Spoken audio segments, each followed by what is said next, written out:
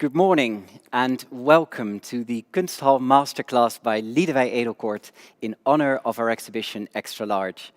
We have over 1,000 people watching, and I just wanted to say to each and every one of you, thank you for joining us today. The Kunsthal is one of the leading art institutions in the Netherlands. We stage about 25 different exhibitions each year, varying from old masters to contemporary artists, fashion, art and photography. You can basically find it all in a beautiful building designed by Rem Koolhaas. Next to our exhibitions, we always offer an extensive activity program, Kunsthal Live. And with that program, we want our audience, you, to be able to learn from the best artists in the world, to be performed by, to be inspired by the best performers and to leave enriched when you leave this building. The Kunsthal Masterclass by Lidewij Edelkoort is part of Kunsthal Live. And after you switch off your computers in about an hour and a half, 2 hours time, we hope you do that also enriched and very happy. Before we begin, I would like to point out a house rule. You are not allowed to make pictures or to take pictures or to record the recording of Lidewij, and we do want you to adhere to those rules. There will be a Q&A afterwards, and you can type in your questions in the comment box below. My colleagues are sitting behind laptops and they will filter all the questions out, and Lidewij will try and answer as many of them as she can after her presentation. Now, Lidewij Edelkoort, born in Wageningen, the Netherlands, is first and foremost one of the leading trend forecasters in the world, focusing on subjects such as textiles, fashion, interior design, food and retail. The list is very extensive. Now, her views and observations define change. My personal opinion is that the label or name trend forecaster doesn't really begin to describe the sheer amount of work that she does. She writes, she teaches, she curates, and she's the founder of many organizations and festivals around the world, such as the Design House in Eindhoven or the New York Textile Month. She's been recognized and awarded and globally with accolades ranging from chivalric orders to an honorary doctorate to a Lifetime Achievement Award, and in 2003, Times Magazine named her one of the most influential people in fashion. I'm not a trend forecaster, but I can predict that this list will probably keep on growing in the future. If we take a step back and focus on her work and look past beyond all the fame and glory, I think there's one thing that really stands out, and that is her sheer admiration, or dare I even say love, for materials, or textiles in particular.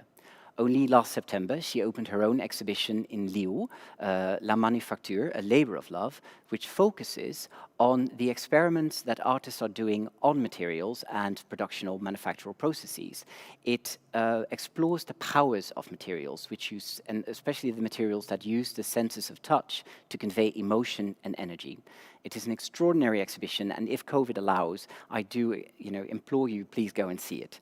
But it's very interesting because it also links into our own exhibition here at the Kunsthal, both in content and in name, because Extra Large shows 100 years of tapestry making by La Manufacture de Gobelin in Paris. You can all imagine that when we were deciding on who should be our next master, we really only had one name in our heads, and that was the name of Lidewij Edelkoort. And I can say that we are so happy and thrilled and proud that she's here. So, ladies and gentlemen, without further ado, I present to you Lidewij Edelkoort. Thank you. Thank you. Am I in? You don't hear me? Ja? Goedemorgen.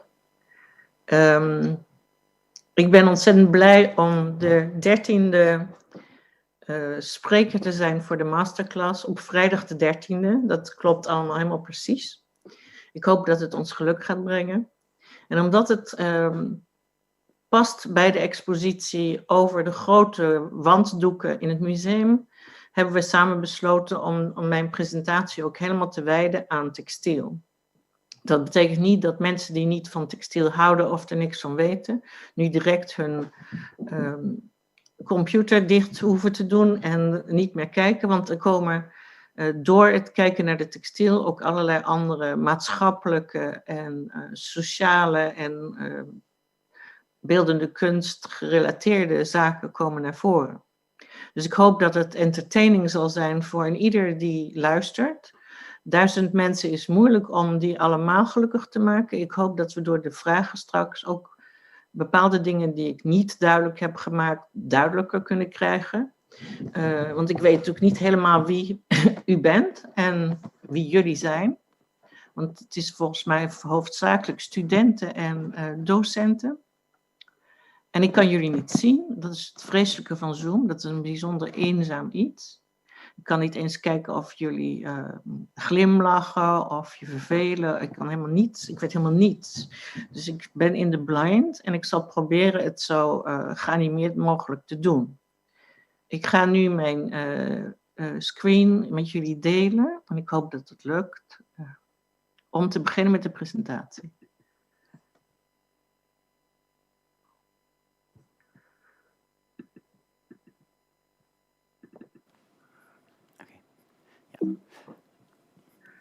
Het werkt. Yeah. Lidewij, can I ask you a quick question? Could you continue in English, please? Because we've got lots of English-speaking people. Thank you so much. Thank you. We were talking Dutch before. Yeah.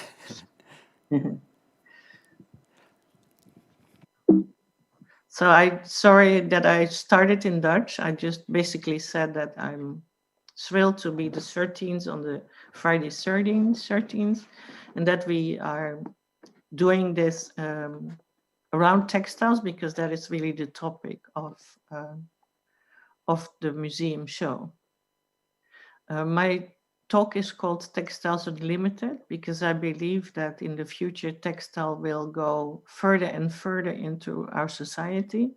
We'll be able to create almost nearly anything we want and will be used extensively in space travel, in air travel, in building bridges and so forth. So we are in the beginning, if you want, of a very new area of textiles.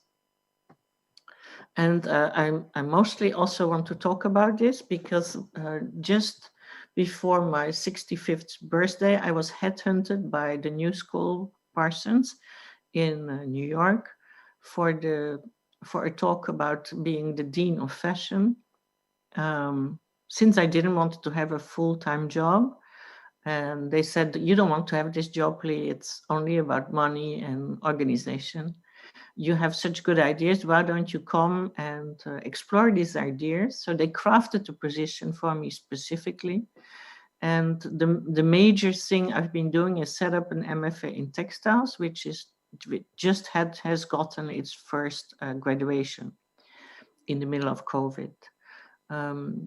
It was a 5-year process to get this together because in the United States you need 2 accreditations. It's a very long and very laborious system. And because it was quite revolutionary, it took some extra time. One of the proposals I had made is to work with design studios in the city of New York and to make them sort of masters where the students would go to their ateliers and have a day of work together with these professionals so they can learn about what it is really the real life work of a designer. And they could also work on their own work and have guidance from people working in the market. Well, this was a very difficult thing to accept in America because how do you control? Is it safe? Is there enough space? And so on. It's a very controlled environment, as you know, in that country. Everything is controlled except the president, of course. So I wanted to call the MFA Textiles Unlimited, but I didn't have the right. Because in America, it's very hard to do things which are outside the mainstream. And so I asked them, but why wouldn't we use that name? Because it's more unusual. And then they said, well, maybe the parents think that the student will never finish his work, his studies. And this is how America thinks. They always think something very negative, even if it's very positive in the beginning. The setup of this department is using several ideas to include the humanities and other sectors in the textile education. Because I don't think it's enough to have just a studio education. It's important also to learn other things and to learn them in respect of textiles. So we believe it's very important to look into the history of textiles, to explore in the history ideas and movements and techniques and crafts, which will then be used by our students in future projects. We believe that it's crucial that you have sort of the backpack full of knowledge of the past. So whenever you are entertaining an idea, you can go back in time also to look how you go into the future. So it's not to hold you back. It's actually just to nourish you and to create newness. It's very important to analyze this history also of clothes and cloths and embellishment, and to then take that into your own mind and then translate it to today or tomorrow. So I urge everybody to always continuously research history. Many museums have amazing archives of historical cloths. It's very badly presented, mostly very boring. It's kept in archives. It's quite of a dusty thing. However, if you take the energy to go and really look into the matter, it can be so amazingly surprising and beautiful. And you come out of these studies completely enriched. We also want to think about fantasy as in folklore, because we think it's very important to understand how the different embellishments and the different ways of working with embroidery, patchwork, and so on was born and where it was born, and also how it relates. Because most people think that folklore is uniquely local, super local if you want, which is it. Each little village, one mountain further on, is doing something a little bit different.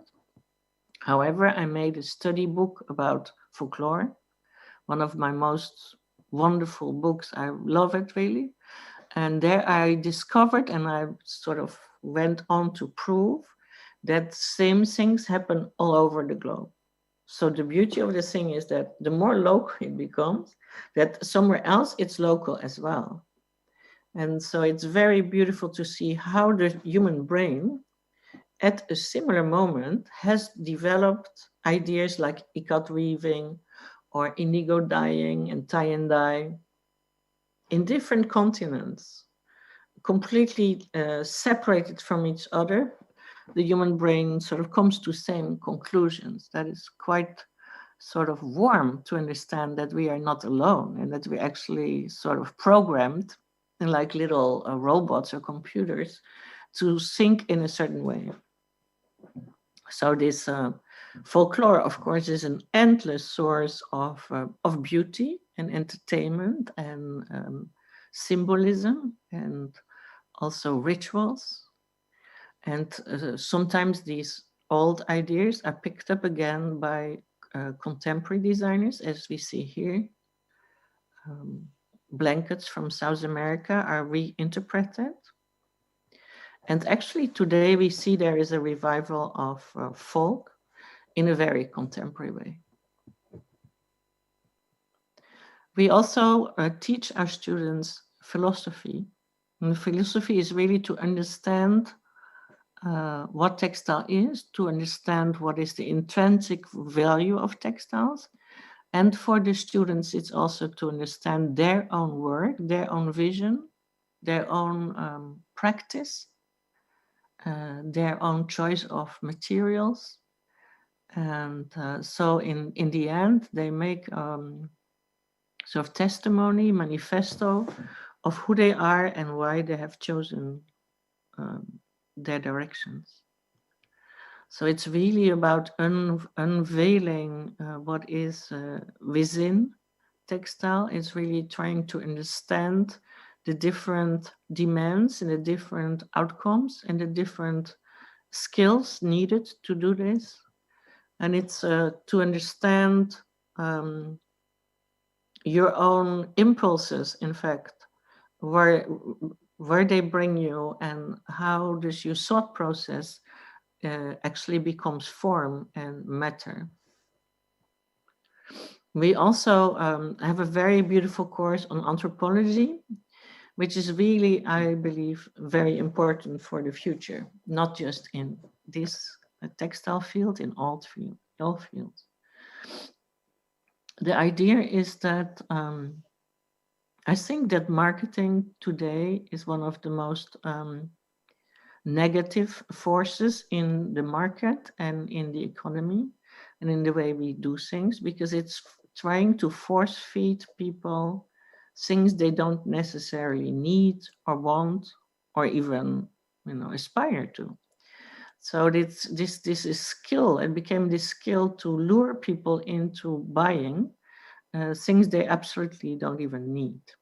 And then they throw them away or they just keep it in a cupboard. And we see the damage done to society, that there's billions of garments made too many and that they have to be thrown away at the end of the season and burned. And it's an absolute disaster which needs to stop.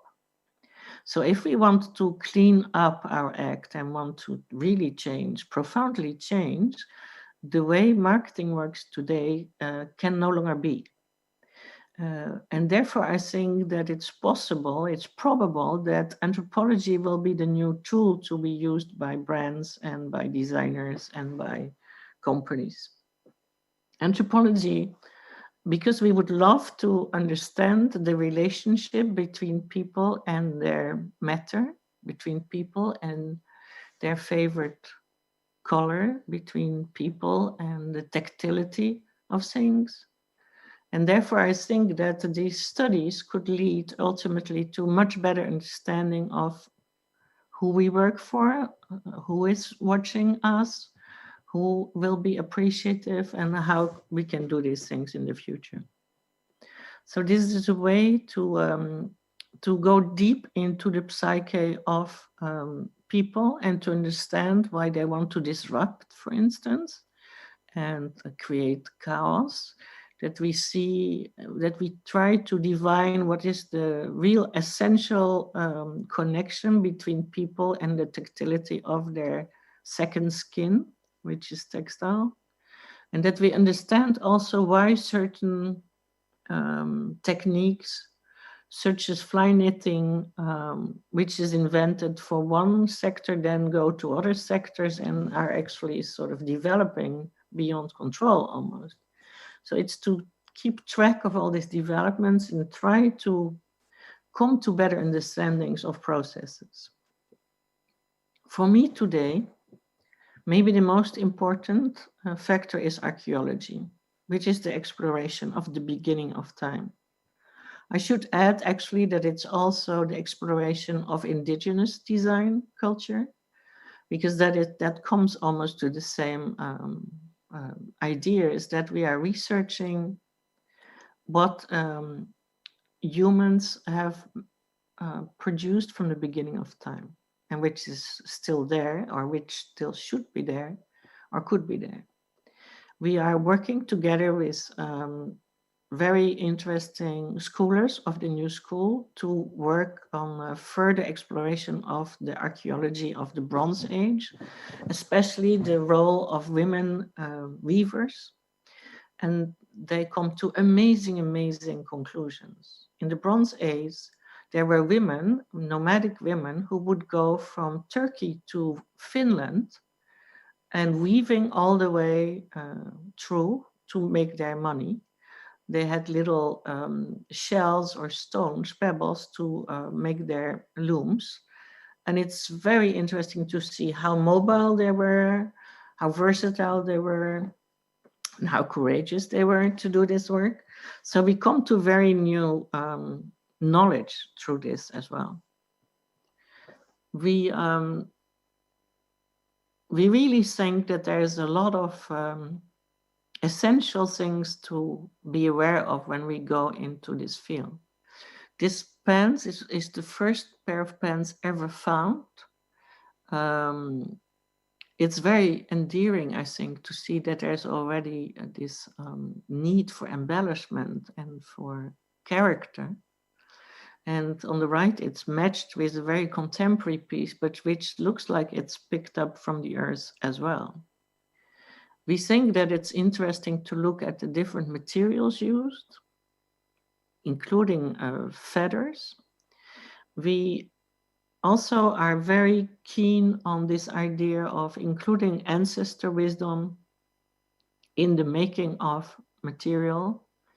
And this is something which has not been included in our discourse before. But I truly believe that if we need to survive this century, that by 2050, we really need to come to terms with what humanity is and should be. And one of the tools we will have is to understand the wisdom of indigenous thinking and the archaeology of the very beginning of man. It's beautiful also to explore. There is such beauty and such equilibrium and such finesse, which we are allowed to incorporate and then render in our own contemporary archaeological way. We have seen recently that lots of work of designers and textile designers has been disrupted and fragmented, almost as if it is pieces found, and often it is a form of archaeological of today. The fragmentation of matter is, of course, in these very ancient finds, but we see that also reflected in contemporary design.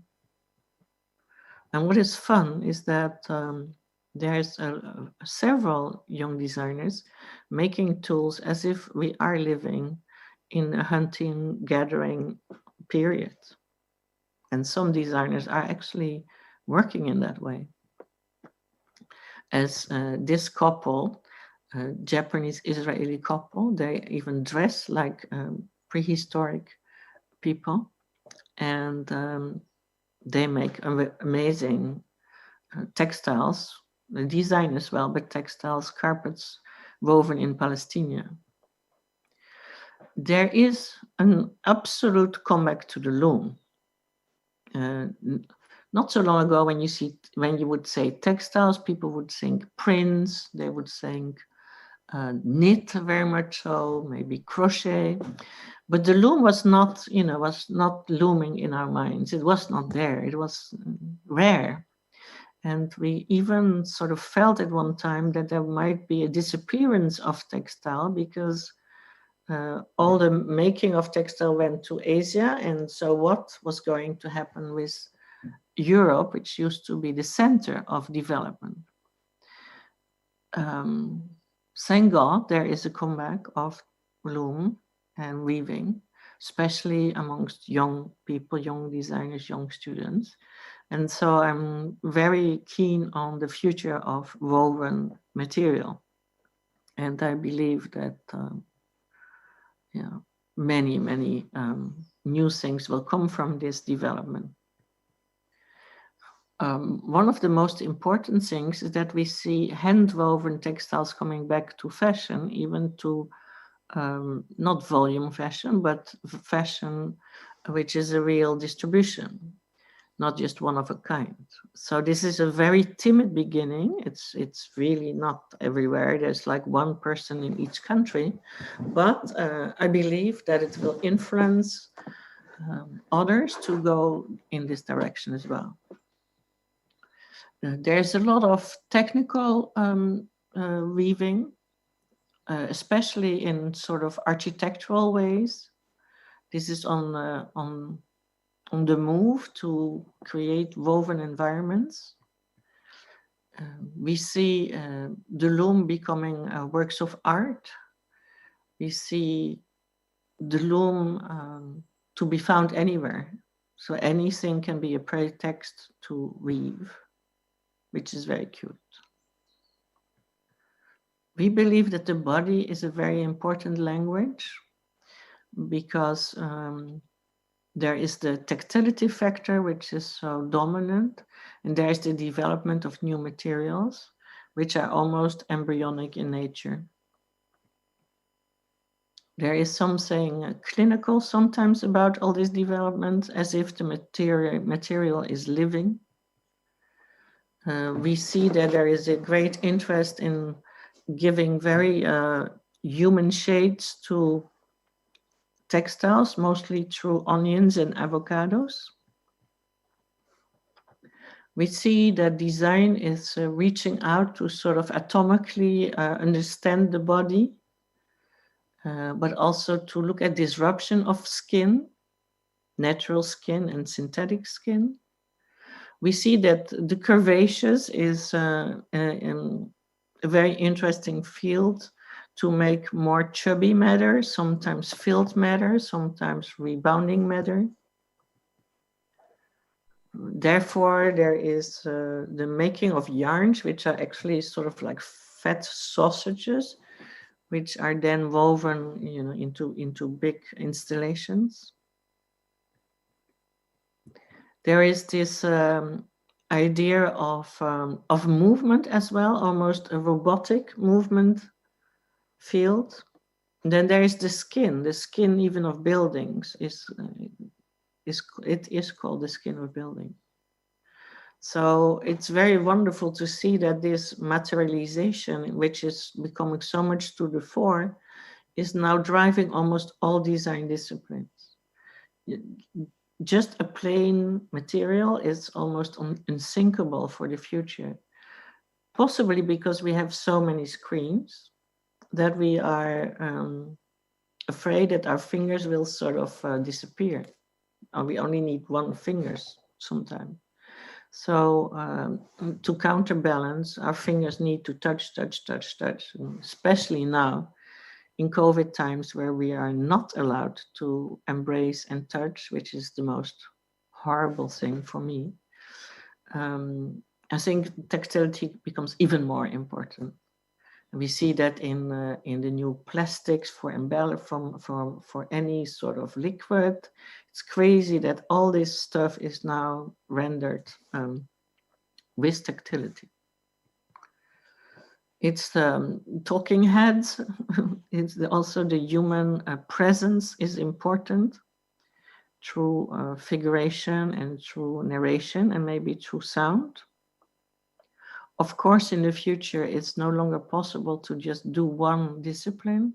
It's very important for your students that they will learn several skills at the same time. I believe that education should be completely overhauled because these students will become 100 or more, so they cannot just do one thing. So it's definitely important that we teach and learn many things at the same time, many skills, many domains. Embroidery here is very important also. Then is the human is also animal, and animalism is there to stay, I believe, taking on other diverse roles at each time, as is in the making of human-made furs. Thank God we don't need to kill animals anymore. So there is this fun representation of the animalistic through yarn. There's the importance, of course, of wool and our relationship to the flock and the material. Once I met mohair goats. They were beautifully washed and combed, so they looked like poodles more than goats. This was in a festival in South Africa. And I watched these goats, and I suddenly understood something very important, which I had never thought about before. I looked at these animals and I said, you give me warmth and beauty and color, because it's a beautiful material to dye. And I give you your livelihood. So how much do we depend on each other? We are completely related, actually, together. You, the giver of your beautiful material, and I am so grateful for you. So for the first time, I understood that the relationship we have with material should be much stronger, and we should know more about it. And we should inform the general public also about what it is, what is on their skin, so they don't feel that it can be sold for 10 euros only. We need to give much more feedback, I would say, about the beauty of it all. And once I had done this with an animal, then I also thought, well, then Lee, you also need to look at linen in this way, and other fibers. And I'm trying to pay this respect and to be much more thoughtful about it for my future. This is goats and sheep from a farm in upstate New York, where there is a collective of people making hand-woven jackets. They buy the wool and they create made-to-measure jackets in the most incredible way.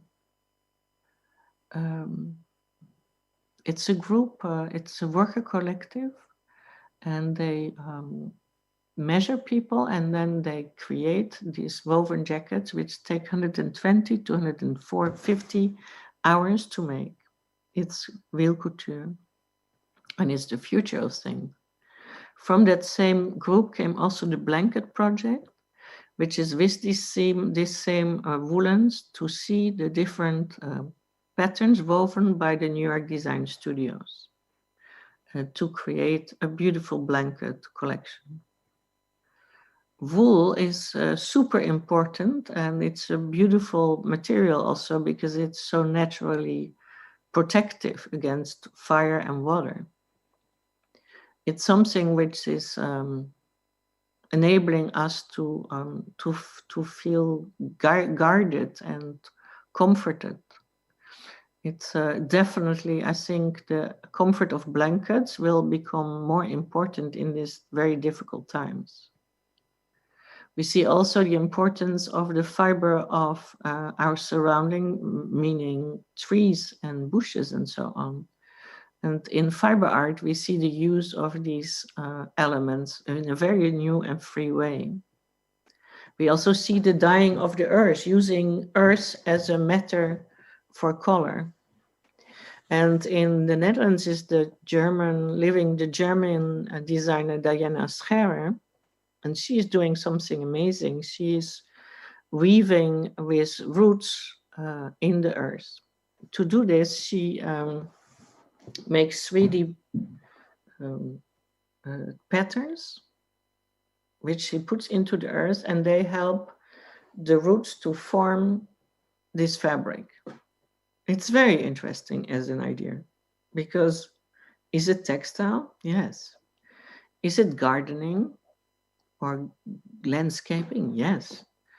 Is it art? Yes. So it's many things at the same time. I've never seen before somebody using plant material to directly create.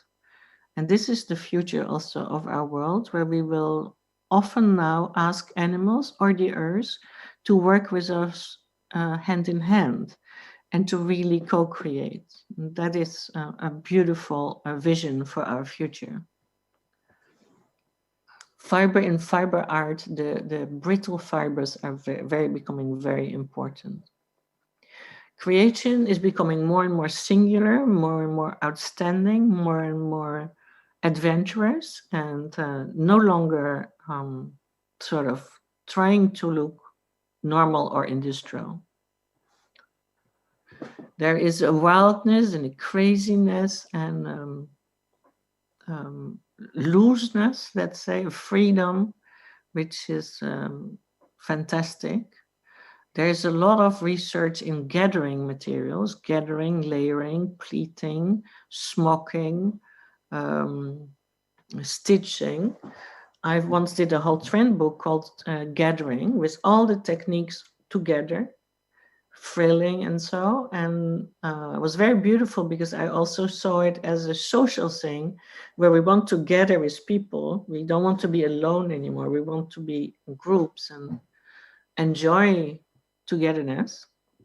And therefore, this idea of gathering was a very beautiful metaphor. And later on, we did an exhibition in Tel Aviv on that same subject and how it influences furniture design, strangely, also. So this gathering is taking many, many guises.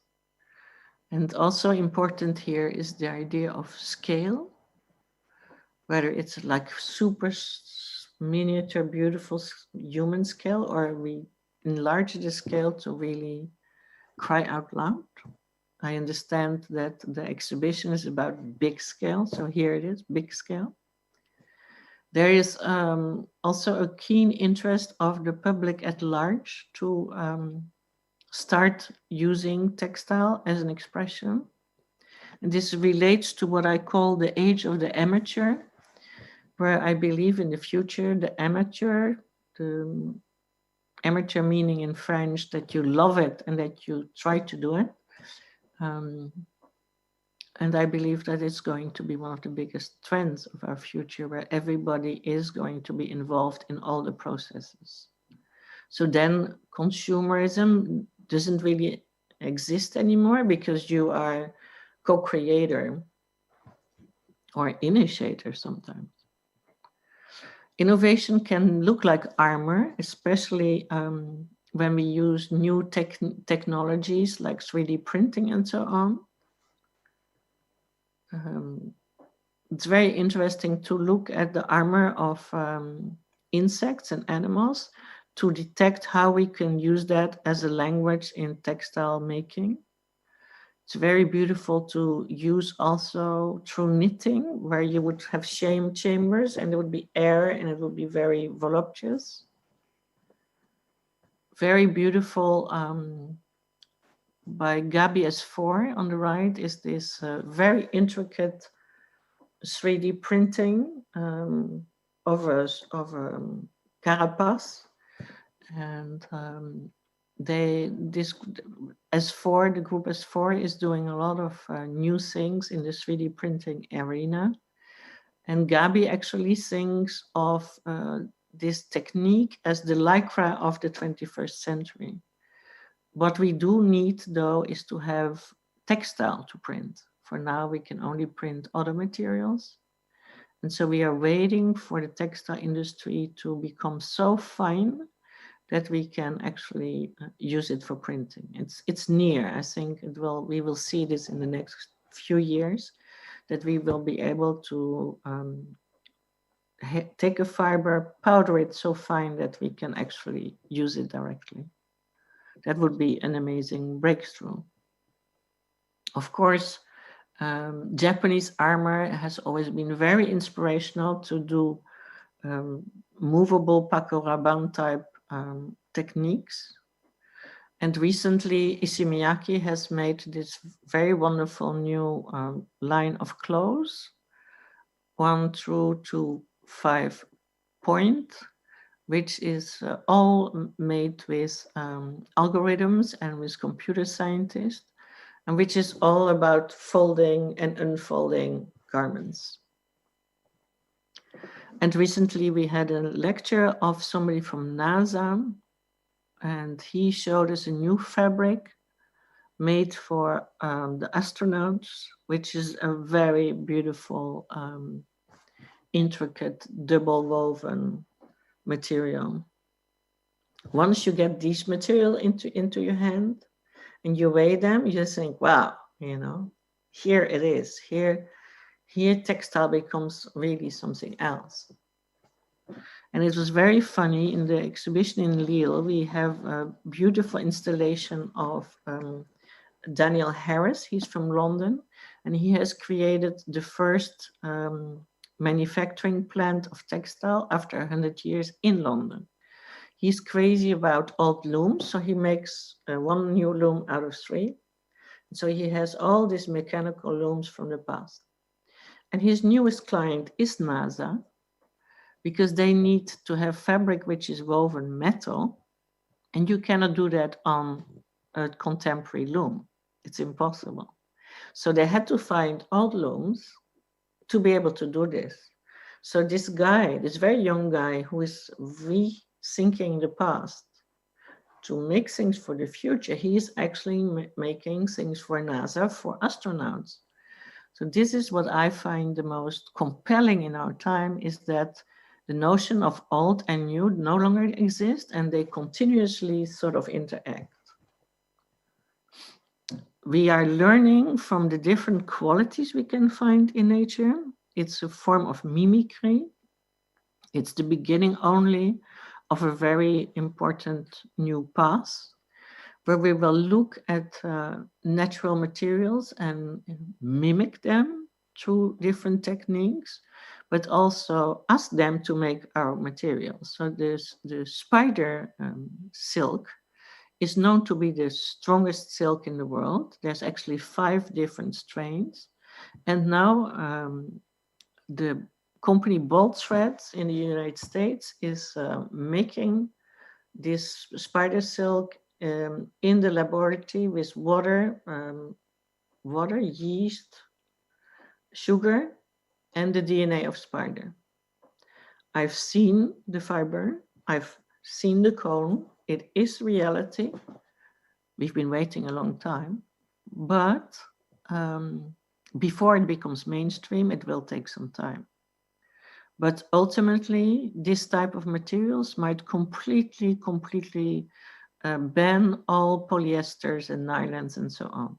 So that is the hope we have in these new industries. There's also the research of seaweed. There was this program by a student in the Design Academy where she made fiber from pine trees. Another student recently made garments and textiles from human hair, which is actually not new. It happened in China in the 16th century as well. But it's a very good idea because it's a fiber. We have so much of it. We go to the hairdresser so much. So why not use this source? It's a bit crazy, but it's human fur. Also feathers or feathery materials. And then there is the study of mushrooms. In this case, more for its structure, but we have seen now also mycelium being used in building materials. In my mind, this was the idea of the whole MFA, is that it's a hybrid situation. It's trying to bring high tech and biotech together with craft, with slow craft. So the idea is that although it's a very new technique and technology, it doesn't have to look futuristic. It can look like macrame. And so that for the future, when these two things go hand in hand, we will go to very new expressions, which once again are using this idea of old and new, very ancient, very futuristic, all coming together as one. And this is where is the key for our future and the key for our culture and the key for anything interesting to be made. So it's hard to illustrate because it's not really there yet that much, it's just starting to begin. It's a sort of weird world in between. Alice in Wonderland comes to mind. It's using ordinary materials in very extraordinary ways. It's using volume in a way we've never done before. It's using scraps and rest material and embroidery and patchwork and gris-gris. It has no borders in its materialization. It's bringing things together in very new quilted ways. It's creating patterns which then create havoc together. Definitely the idea of Gobelin and wool hanging and tapestry is coming back in art. in young art, and but also in garments. Definitely, there is sometimes something a bit surreal in this domain. And absolutely, again, there is as well the artist as the amateur. So this is also something very interesting to watch for the future, is that they will almost do the same thing, and they will meet, and they will possibly cooperate as well. So these worlds are not going to be as defined anymore. And the borders between those who do and those who watch are going to disappear, and they're going to be flu.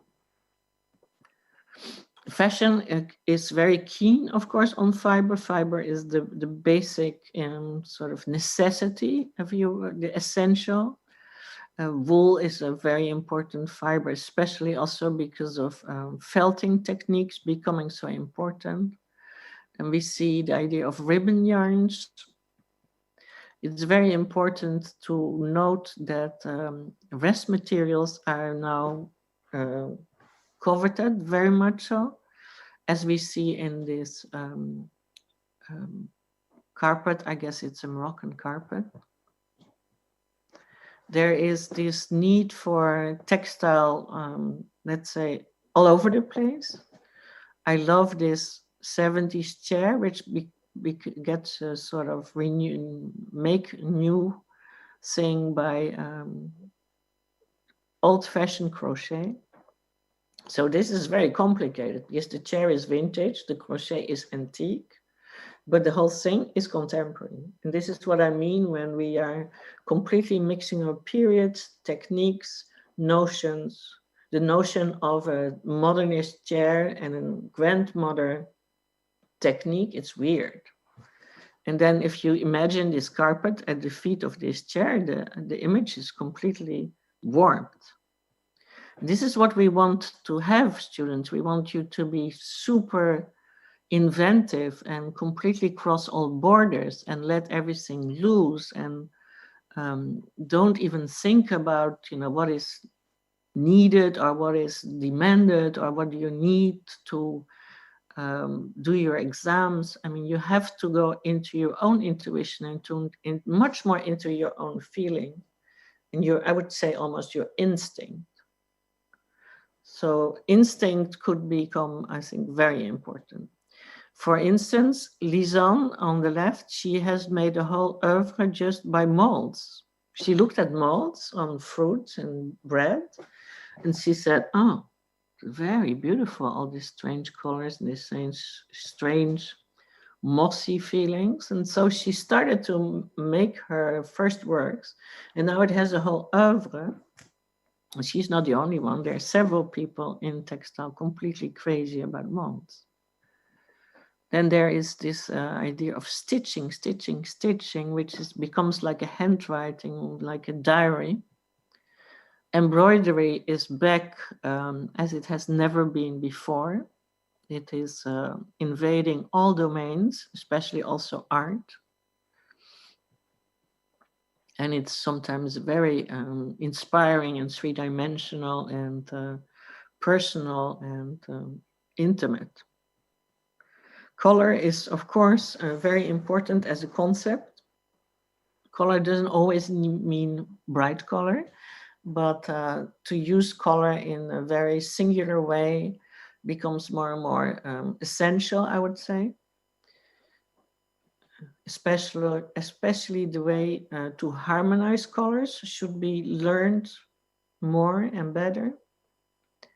And the way you use color as a symbol and as a strategy even, or how it can be expression and freedom, or how it can attach things together, how it can hold on to things, how it can give a note of color on neutral ground, wrapping, and then also how these colors interact. And then, of course, the new thing with color is dyeing with natural dyes. It's everywhere, it's happening, it's moving, it's super important. All students, I think, are in this domain now. Sometimes we can think of henna or rust or minerals. It's very interesting to use also these natural colors in shading, using florals, using the flowers and the leaves as such, using indigo, obviously, still very important. Using leaves which are rolled into the fabric and then unleashed. Again, this is a domain where amateurs will also thrive. And it's giving us a very new notion of color, because the color is not fast and it's not so strong and it's not so deep. So it gives, it's like there is more light in the color. And when this generation becomes mature and in the field, that will, I think, influence the way we will perceive color in the future. Very beautiful is also the use of wasted flowers now. This is wasted temple flowers to be used on silk. Then recycling, which is a bit of an old and tired word by now. That's why I sometimes call it reincarnation. Because the most important thing is that we need to give it new life, not just another, continuation. It needs to be something transformative. Otherwise, why would we bother?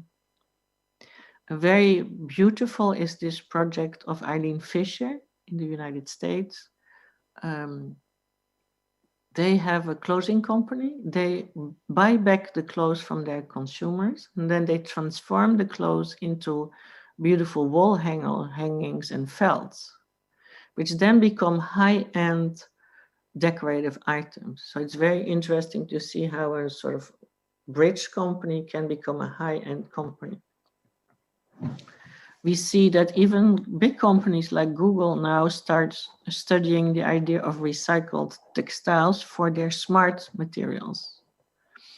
Here again, you would not expect textiles to be there, but they are. We see the recycling of textile taking completely new life by the layering, by the embroidery, by the stitching, by the... there is young brands which are using old bits of fabric to make clothes. So the fabric really has a history, because it has been a canapé, or it has been somebody's grandfather's thing, or it has been a curtain, or, it's very inspiring that each piece has its own history.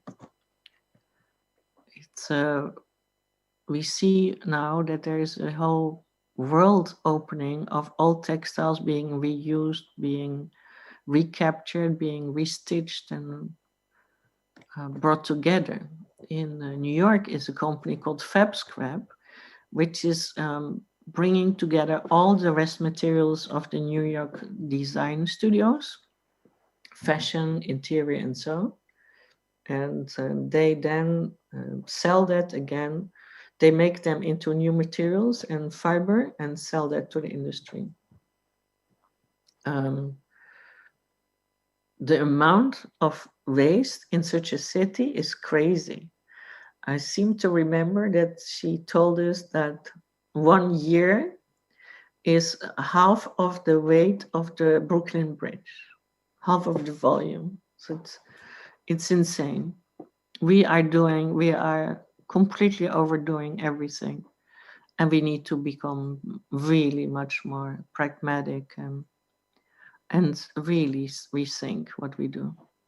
So this is why the use of old stock and creating with old stock new things, especially during COVID, because we cannot buy anything really now, that is very cool. And it can be, from waste we make beauty, and we make especially also character. In my life recently, there's been a lot of textile also, because I did 2 exhibits for the Google Smart Objects, the design studio. And because they use textiles I thought maybe I should relate it to textile. And so I came to this idea to ask Kiki van Eyck to make wall hangings for us, to make tapestry. So I asked this because I knew that she made these beautiful wall hangings using little bits of textiles. She makes on an A4 a little collage with textiles. And then she goes to the Textile Museum in Tilburg, and they weave this on a very big scale. And so I thought that would be perfect to sort of showcase this object. And this is what we did, and it's been an exhibition first in Milan and then in Eindhoven, and also in London on an exhibition about the future of living. This thing has traveled a lot, and I think will still travel.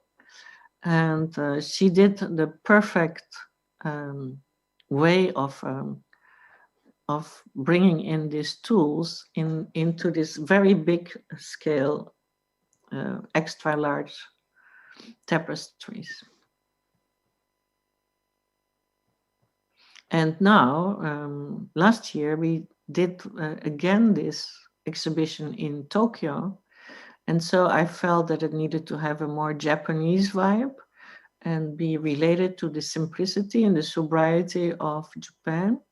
And then, therefore, I asked Ina and Matt, a beautiful couple in the Netherlands of architects, which most of you must know, I guess, to create her beautiful wall hangings, which are made with old linen, which she then dyes. And they somehow represent the organic shapes of these tools. So that was very interesting. I hope to do other cities with even other textile artists, because it becomes really like a handwriting, if you want, from this company. And we called this exhibition Comma, because it was to say that we should take some time with these tools and that we should not be living for them, but that they should act for us, and that we are masters of our own game and our own time. And now I want to quickly show you our work for New York Textile Month, which is a month-long festival in New York. When I came to New York, I realized that the city was not so textile-minded. And I thought, well, my students are going to be in this city, so I'd rather have to work to make this happen. So I wanted to do a textile week, like you have a fashion week. And unfortunately, that name was already taken. So we couldn't deposit the name or have a website. And so my brain is bizarre then. So then my brain said, okay, then months, let's do months. Actually, that was a really good idea, because it's an open agenda for the months, where from the first to the last day is all the events in textiles are noted online. There's also things initiated by us, travels and walks and talks. And we work with the musea to have them program the textile events in this month. So the whole idea is and was and now has become that New York is much more aware of textile. And it's quite crazy that now after 5 years, this is really an established festival. I think something like this can only happen in such a city, which is so receptive and so fast. And then we make a publication which is showing the different aspects and the different exhibitions. This was in an exhibition in Guggenheim, I think. But we bring in, this was an exhibition of Claudia Jongstra in America. But we also show things happening in the rest of the world. And this was the amazing exhibition of Helle Jongerius in Paris, where in the Galerie Lafayette space, she made sort of infinite loom through the whole length of the building. I called it higher goals because this was a very ambitious idea. And so there was weaving going on different platforms all through the building. It was an insane experience to be there. And I listened to her talk, and it's, you know, it makes you aware that this idea of, you know, one up, one down, this connectivity in textile, this idea, so that the basic of making of textile, that it's actually the basics of humanity. And therefore, I believe that it will play such crucial role in our future, really. Beautiful damselvrouw, she makes amazing masks also. Then sometimes we attend to revolutionary ideas. This is the printing, 3D printing on textile. So that makes it much more available and much more flexible. Then we discuss seaweed, of course. And we also tackle big problems. And this is the dream team of my MFA. I left them. I just finished, but it's in very good hand of Preeti Gobinath and a very skilled group of crazy faculty. And so these are my students. And what I discovered is that actually they are all as well a designer as something else. So there is one student who is a geek as well as a textile designer. Another one is an architect. Another one has brought in fragrance. Another one is an activist about a new fiber. Another one is using seeds. So he's a gardener or a botanist. Or there is this idea of being a chef where you make the material in your own kitchen, or you're the illustrator, or you're the storyteller, or you're the colorist, or you are the artist, and or you are a nomad. So it's important to see that within this whole idea of textile, there's not just the textile, but there's always another component. And to finalize my talk, I just want to show you a few slides from the last New York Textile Month endeavor, which was mostly online. So, you know, there was not much we could show. And therefore, I choose to show almost 100 designers of the next generation of textile talent, which just did their graduation in confinement. So this poor generation, which has been sent home with their stuff, you know, to make their exams, which they then cannot show, and they have to photograph and film and explain on distance. It was a horrible moment for many of you. However, the fact that you had to learn how to improvise, the fact that you learn how to sometimes live in the country in autarky, the fact that you sort of had to make a loom from your coffee table, or that you have to sort of make do, has given you so much skills and such a flexibility that in the end, I think it will be really good for you. And I believe that this generation is going to be the first generation, which is not going back to the past and which is going to do things in new ways. I'm convinced that here is where we turn the page to a new society. So we detected works of melancholy where fibers are disrupted and then recreated, where lingerie was sort of embraced and embellished, and transparencies were there, and beautiful renderings of new beads, including seeds, the idea of country and land and identity, and the idea of poetry and intrinsic techniques, and again the feeling of pulp.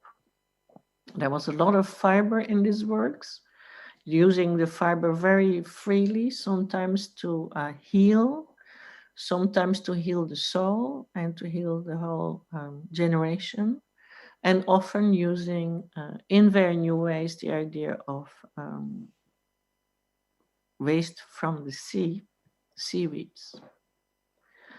There was a lot of people going to the country because they wanted to get away from COVID. So there has been a super inspiring inspiration from doing things from scratch and learning again how to do things yourself.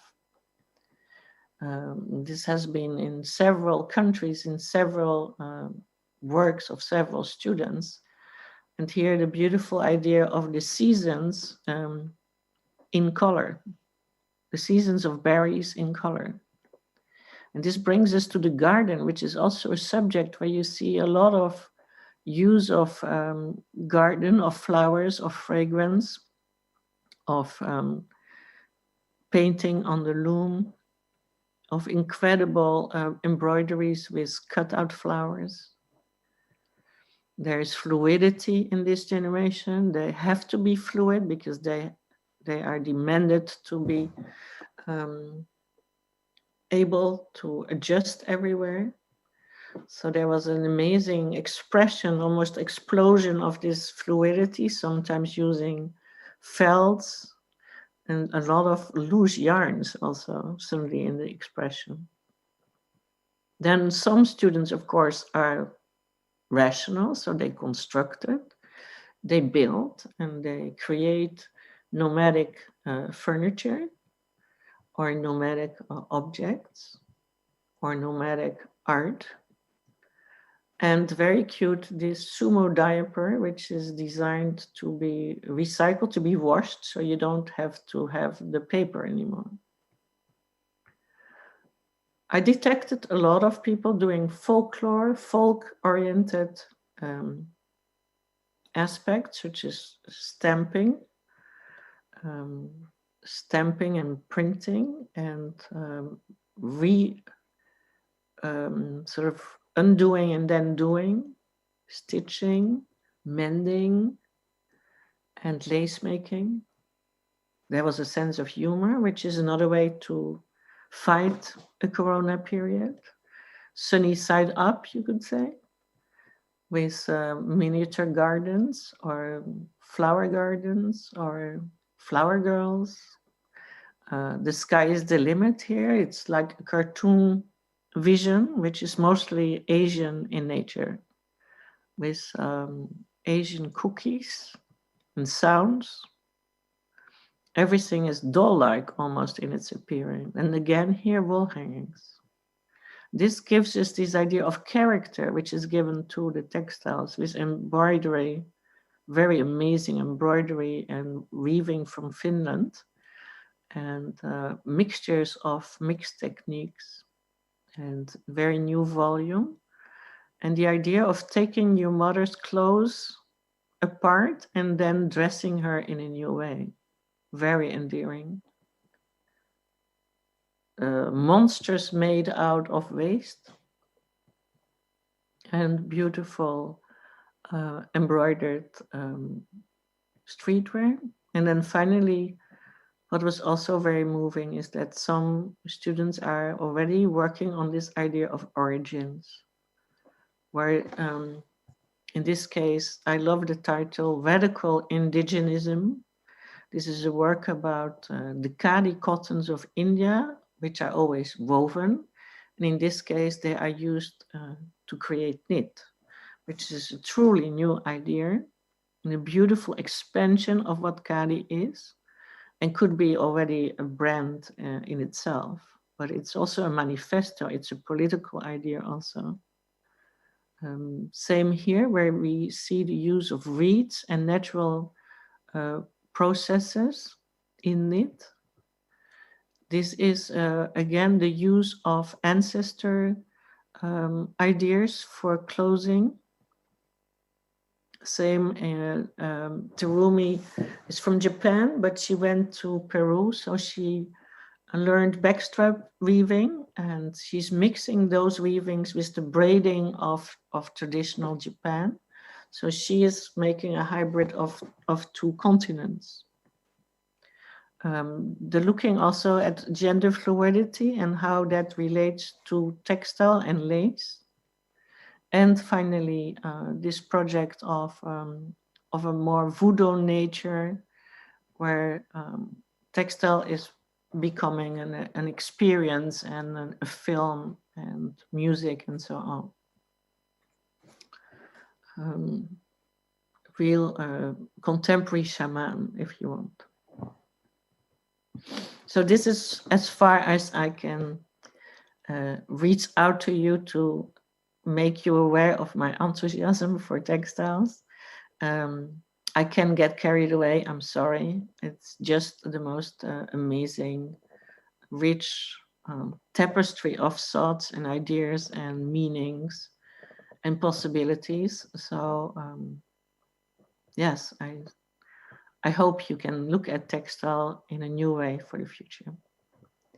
So I will stop sharing so that we can start chatting.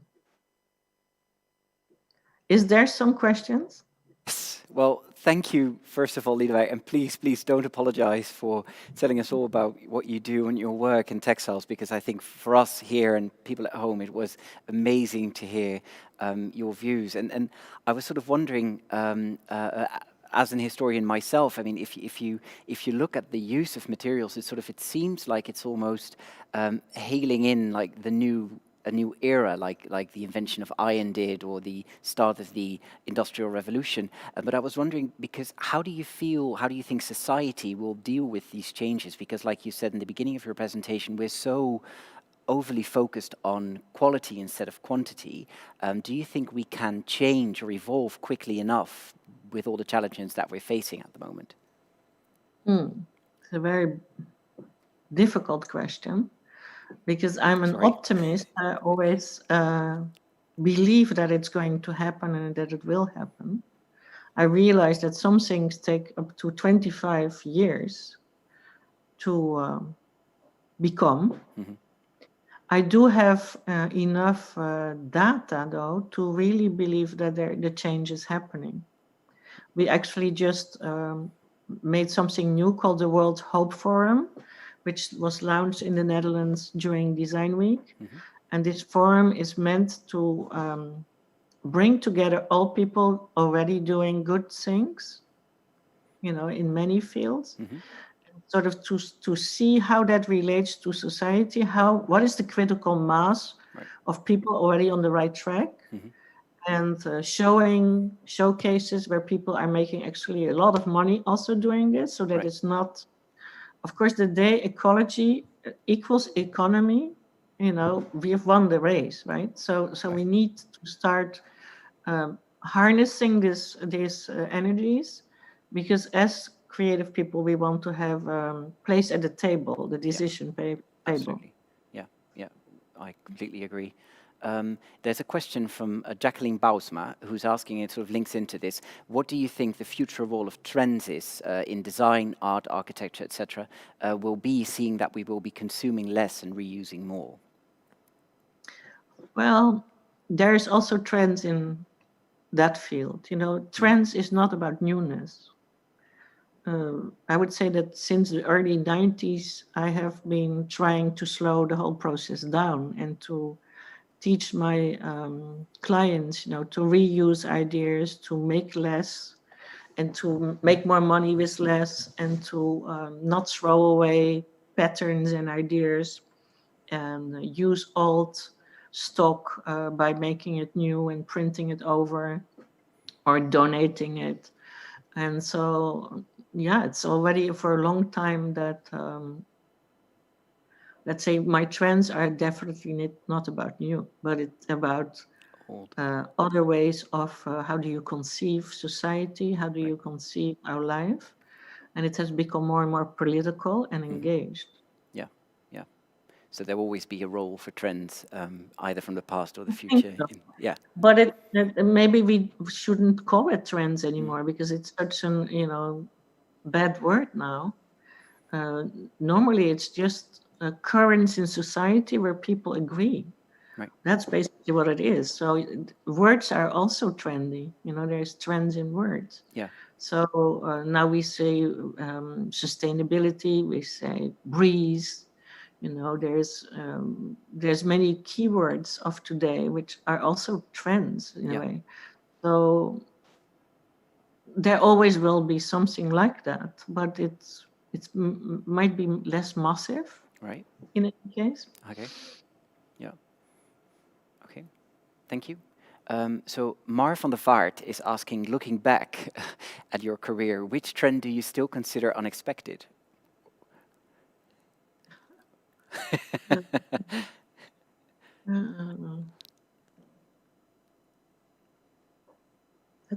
I have no answer, I think. Because for me, they're never unexpected. No.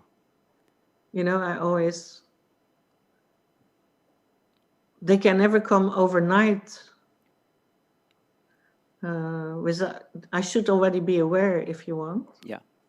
One thing which happened to me once, which was unexpected, was that I went to a beach in the north of South Africa because I really wanted to be away from everybody. For once, no work, just relax and so on. And the first day I went to the beach, I found beautiful pebbles, amazingly shaped, very beautiful black pebbles. And I took them in my hand and I thought, they're polished by the water. And then I thought, polished is a really good way to express this new tactility, which is neither shiny or matte. Mm-hmm. And so I picked up 120 of these pebbles to put in my trend book. So I was working again.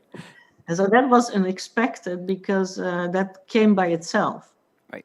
And when we came back in Paris, we had a meeting with several other trend people. We do these meetings to sort of consultation to see if we're on the right track. And one person came from Japan with the word polished, and one girl came with new paper from India, also with the word polished. So three people had found the word polished, but from other materials. Yeah. And this day, I also understood that I can never escape trends, that they will just, catch up. They're just there, yeah. It's very interesting, like when you began your presentation, when you mentioned that in different parts of the world, whether it's in Asia or America or Europe, you've got at the same time people coming up with the same ideas, and I think it's so interesting. I think last year the Rijksmuseum had an exhibition on Rembrandt and Velázquez, two beautiful painters, one in Amsterdam, one in Madrid in Spain, and they used the same techniques, but they were completely separated from each other in space, but at the same time worked in the same ways. And I think, or explored the new ways of painting, and I think that sort of really emphasizes that it's an historical thing, and it's embedded in who we are as human beings. I think it's the most beautiful thing. That is what makes me sing. When I see concordances over time and over space, because this is which is this link, between humans and. It's just great then to know that you're part of that, race. Yeah, well, that fabric, basically, of the human race. The human fabric, yeah, exactly. Yeah. So it's very, Theo Roden is asking, how do you value the difference between handmade and machine-made, if you talk about fabrics? Machine-made can be very beautiful. So I have nothing against the machine. The machine, the Jacquard machine is the first computer. So it's actually through textile that the computer somehow, the idea of computer came about. And beautiful, beautiful textures and layers. And, it depends very much on the yarns you use as well and the way you bring them together. But no, I think the machine can do wonders. What is not so good is that we humans then take the textile from the loom and then we just erase all life from the textile. So it's calendared, it's pressed, it's stiffened, it's like, and this is what makes sometimes industrial materials look so poor, because when they come from the loom, they are amazing. They're full of life, almost like made by hand. And then we, stupid idiot people, we just erase all soul from the materials. And when we started, for instance, working for the Woolmark, I remember we made a radical book. And we took all sorts of woolen jackets for summer and we washed them without really ironing and stuff. So we just made them a bit shabby. And it almost started to look like linen, and it started to come to life, and it started to be really cool. And this is something, I don't know, I never managed to unlearn industry, this thing. Is that sort of because we as human beings always have or feel the need to make our surroundings sort of bearable for ourselves, that we want to control our environment, and that sort of it has to do with nature, but also with clothing apparently. With we want to control the fabric in a certain sense. We need to have control. We need to know that's perfect. The whole tantrum of perfection, obviously, is very, very bad for us. Yeah. And only now that we are understanding the beauty of the imperfect, that we start to explore what we can do with it and how it can also heal us, and help us to see our own imperfections and so on. Yeah. I will always remember a student in the Design Academy Masters from Korea. We were sitting, listening to him, and he was making his speech that how he came to the Netherlands and he learned about imperfection and how this helped him. And he took off his toupee and put it in front of me. And he said, this is why I now can show the nature of my hair, non-hair. And so he made a boutique and a collection with offcast of the industry. So he went to Moza and several industries in the Netherlands. And he found out that in the discards, there's beautiful scars, like all the plates have a little scar, a little bit different each. So when you would do the table with the different plates, it looked like, very alive. Yeah. And he sold us, all this stuff in his imperfection boutique. And it was completely irrelevant because that was really what it was all about. I remember I bought teacup and the ear was separate because the ear never made it, So cute, no? So endearing, so beautiful. And then the ear is something, a thing in itself. It's like, it teaches you how to contemplate. And so, I think we need to embrace the imperfect for sure. Yeah, absolutely. Thank you. So Fairviews TV is asking, how strong will the human need for tactile materials and objects develop in the future? After textile, which type of objects could be next for a return, according to you? Food is very much into the sort of texture stuff. So I think they almost go hand in hand, textile and food. And of course, you had this crazy moment of the chemical cuisine, transforming the nature of each experience. And now we are moving away from that again, but now we are more hunting for natural sources of new experiences. And by sometimes combining different ingredients, you get also the surprise of these different, knapperig and soft or whatever. So I think I would say food would be this next step. Interesting. Which links in with all the food trends that are becoming so popular as well. We can see everywhere, basically. Very interesting. So Mr. or Mrs. A. Smith is asking, is there a certain study one can follow to become a trend watcher? I know you just mentioned that it also comes from within and that we all feel it, but you need to tap into the intuition. But is there a study or something you can, this is probably a student who wants to know how he or she can venture onto your career path?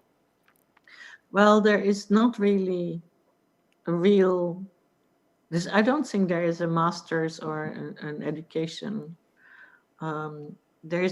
It's taught in several colleges, more or less interestingly so. By the way, I need to tell you that trend watching and trend forecasting is not at all the same. Yeah. Okay. Trend watching means that you go out in the street and you see 5 people with very interesting pink sneakers and very strange pink, like a sort of skin pink. And then you go home and you make an article for your clients. You say, skin pink is the new thing, make sneakers for next year, and so on. Right. Because you know that the people you observed were avant-garde and sort of for walking in front of the masses, and that you could more or less be sure that this will become a thing. Forecasting is not using anything right now here. No. Yeah. So not using photo or film or défilés of fashion, or it's basically reading fragments of information, which then, if there's enough fragments, suddenly you see sort of a pattern. Yeah, yeah. And then once you have a keyword, you know that you're onto something. Yeah. Then you only see that, and then you start developing. And so it's a completely different work. Yeah. Yeah. And this work needs you to be completely in tune with your intuition. Yeah. Because that's the major instrument we have all. So the answer is everybody can learn it because everybody has intuition. Yeah. But there is not really a good course there. Nobody has done it. No. And it seems almost to me like trend forecasting is something you have to feel from inside, and trend watching is something that you could learn if you are being observant of what you see around you and seeing happening. That's sort of like maybe also forecasting you can learn. I once did a color card with a group of students. We had, one season to get there. And I gave them the tools how to do that and how to reach out to themselves, and they did. Yeah. And finally, we made a color card which looked like a very professional thing. So that teaches me that it's possible to teach. Wow, yeah.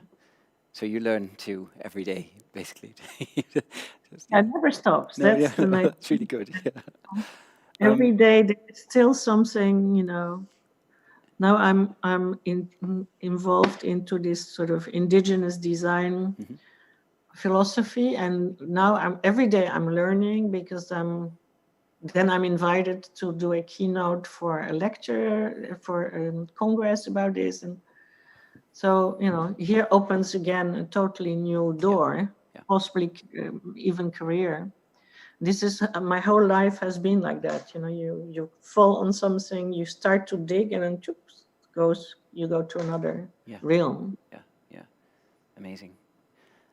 So Ellen de Jong is asking, do you agree that it is a must to bring back lessons in textile to schools to teach young people about tactility and the value of textiles and clothes? Absolutely, 100% agree. Yeah. But even from the small kids,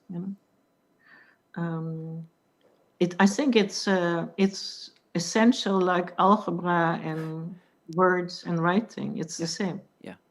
And they start now doing a lot of coding in schools, and I think it's like coding. It is actually, if you look at all the different weave symbols, the ways of weaving, they are very old, but they are, it's a whole alphabet. It's a whole language. Yeah. Okay. And it's very good, I think, to have the satisfaction of making. Right. Yeah. Have that feeling that I've done something, that is real. Yeah, it's a really beautiful feeling. Absolutely. So Anna Vetulani is asking, what does the future of digital fabrics look like?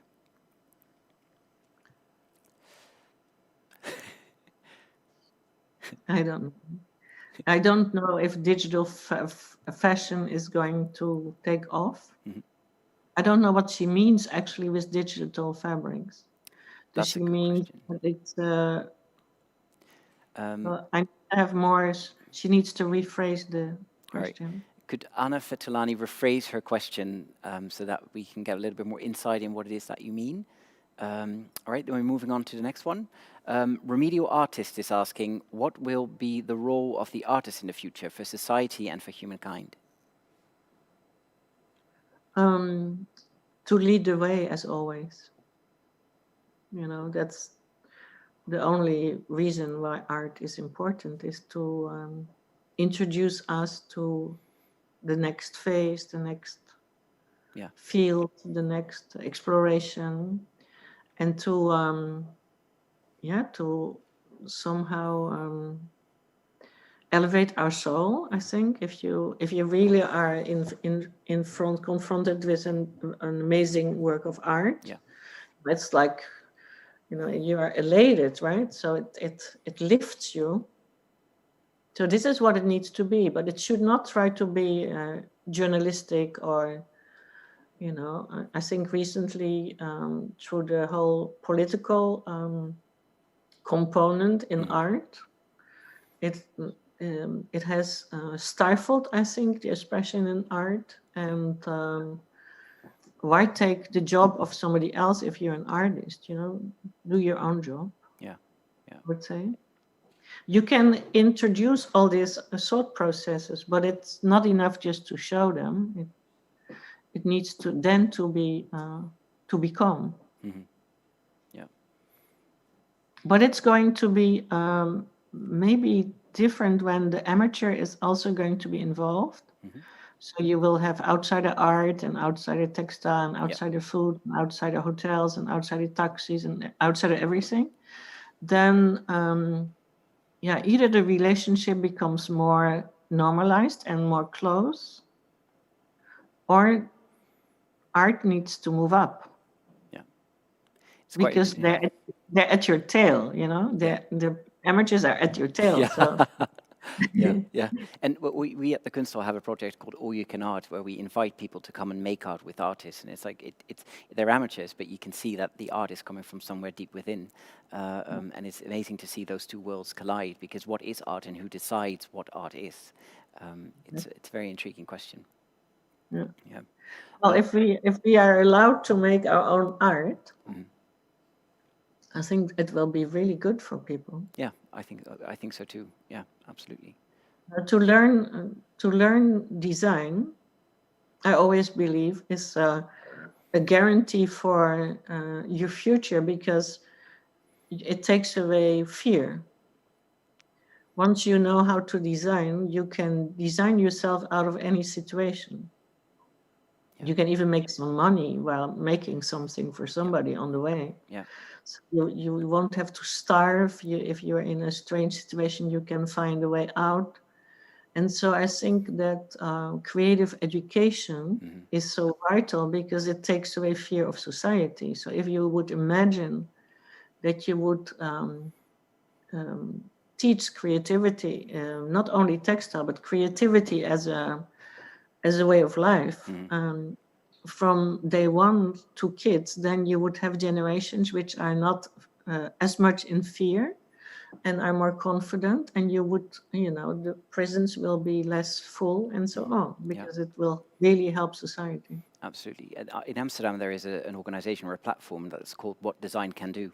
And they work, Yes. yes, yes, it's amazing. So for people at home, they work on design projects that can help or help solve the world problems. And I think it's an amazing organization as well that does exactly the same in what you just mentioned.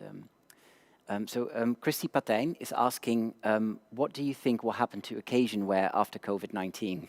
Which is quite a good question. Occasion wear, what does she mean? Like evening wear? Yeah, I think evening wear, just like because everyone's walking around in sweatpants basically Yeah. in this day and age. But Well, you can also say that the occasion wear of today is the sweatpants. That's why I was confused. listen, don't you feel like dancing? I really feel like, dancing. Yeah. So I think that as soon, even during, but as soon as it is over, that there will be a lot of moving things and fringe and frill. I think I'm betting on dancing clothes, not Okay. gala clothes and not, rich and famous clothes, all that stuff, no. No. But more sort of, a beautiful skirt or a great dress. And Exuberant clothing. yeah, just for yourself, Yeah. Yeah. Whenever I'm putting on a sort of a big skirt, tulle or taffeta or something, it feels wonderful. Because you already feel like you're dancing when you move. So clothes that help you dance, I would say. Okay. Mm. So we have a rephrased question from Anna Vitolani about digital fashion. Her question is, fabrics that do not exist, only digitally. So in a broader sense, do you think digital fashion is going to play a big role in fashion? I know that it's now a big thing to sort of have a wardrobe which is no longer there. I think it's a moment in time. I don't see it as an enormous industry to bet on. But I do believe that through the processes we are in, especially with IT, we become more telepathic. So telepathy is really on the rise, and people, you think about somebody and you get an SMS. It's all the time happening. And so we seem to be gearing towards a much bigger possibility to use our brain. And maybe I sometimes think that in the future we could just imagine something, like imagine this skirt to dance, and then you don't need to have it anymore. Oh, yeah. Because your imagination already has fulfilled you. Right. That is, I think, the ultimate solution for consumption is to imagine things. Yeah. And Lisbeth is asking, what is your view on cultural appropriation? How do you guide students in this? I think that sort of links into when we saw the Japanese artist that went to Peru, I believe, and that she took back weaving techniques and incorporated them into Japanese weaving technique. And her question is the contemporary awareness an impoverishment or an enrichment? Well, the way she did it was, of course, with great respect and humbleness and being taught by them, and then, showing them her own origin and showing this overlap. My real thoughts about this are that it is horrendous to see a Navajo blanket, beautiful Navajo blanket, printed on a polyester dress of $19. It's undoable. It's horrible. And I think often this happens is that there is this stealing of patterns and ways of making, which are indecent because they are direct and they are, it's a vol, it's stealing. However, one cannot own a pattern. No. Because I'm sure that if your blanket has a cross, that I can show you 7 other regions in the world which also has crosses on blankets.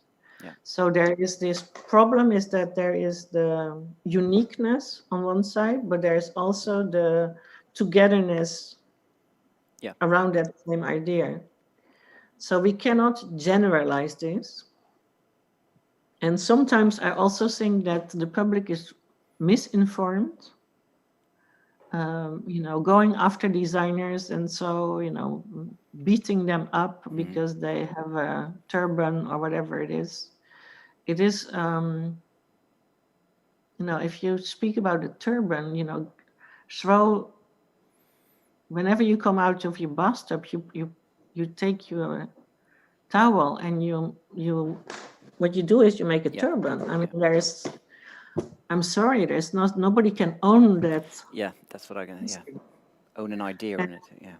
Yeah, and the same was true, for instance, with this idea of dreadlocks, that, dreadlocks cannot be worn by anybody else. And I don't think that is true, because dreadlocks are not black in the beginning. Okay. Dreadlocks were white in the beginning by people dreading God.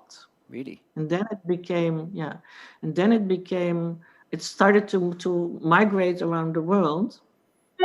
And then it came to India, and it later on came to Jamaica. And then at one moment, it suddenly became this thing for Black America. And so it's untrue to say that that is theirs. Right.